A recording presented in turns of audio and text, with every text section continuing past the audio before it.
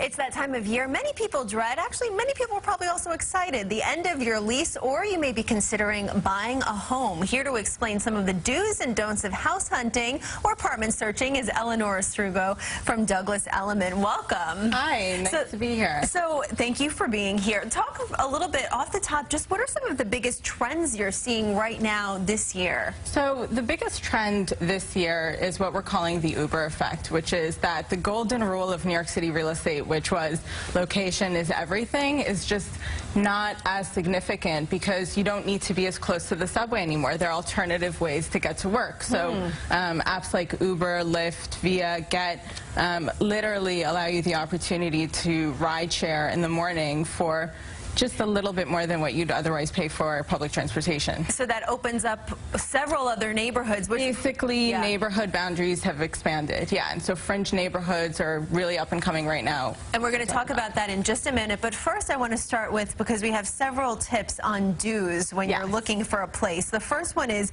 do your homework. Explain that. Yeah, so the most important thing is to be prepared. You have such amazing resources these days online. All of the information is so transparent. You can really know like what the seller paid for something when you're about to make an offer. You can know what other listings are asking, what they've just sold for. So information is there, so make sure you just use that online sort of resource to know what's going on. The next one, do find your squad. What's your squad? So your squad basically means that it takes a village to get a home sold. It's not just you and your friends and your agent, and while all of that information is online, you still need a lender. You'll definitely need your real estate attorney. So they are really the ones that go through all of the fine details of the contract that will protect you once you're a homeowner.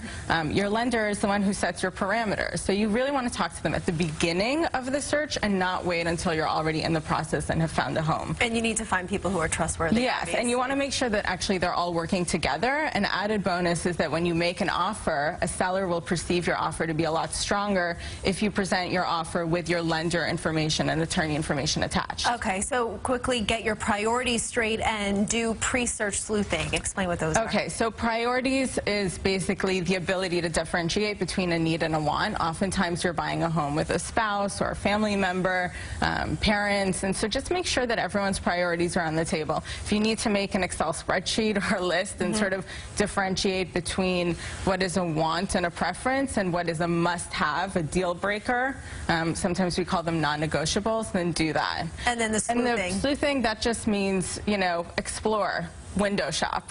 Which is what a lot of people really, do. Yeah, do it online, go hang out in the neighborhood, go to a restaurant, supermarket, sort of see what the day-to-day is And like. that brings us to our first don't, which is don't get hung up on location. Yeah, so big trend again was sort of the Uber effect, and so yeah, you can now have everything in an instant.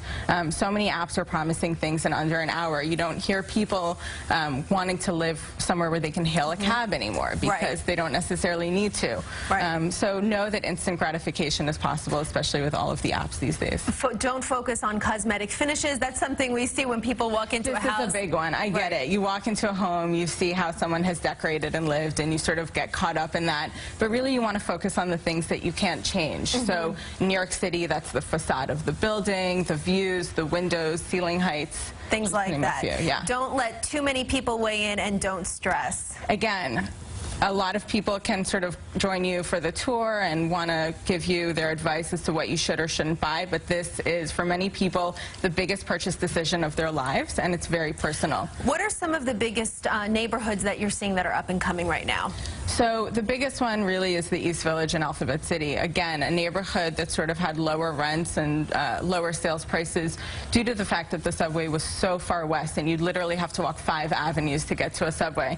But now a neighborhood that already has so much great retail and restaurants is really feeling a boom because you can have these alternative options of getting everywhere. What are you seeing in terms of prices in those neighborhoods? So I believe that the East Village and Alphabet City will soon near Greenwich Village and NoHo prices, which sort of, there was always that boundary of 3rd Avenue, and now you've seen that pushed all the way east. All right, wow. Eleanor, a lot to get to today. Yes. Thank you so much. We appreciate all of it, and for more information, you can head to our website, cbsnewyork.com. We'll be right back.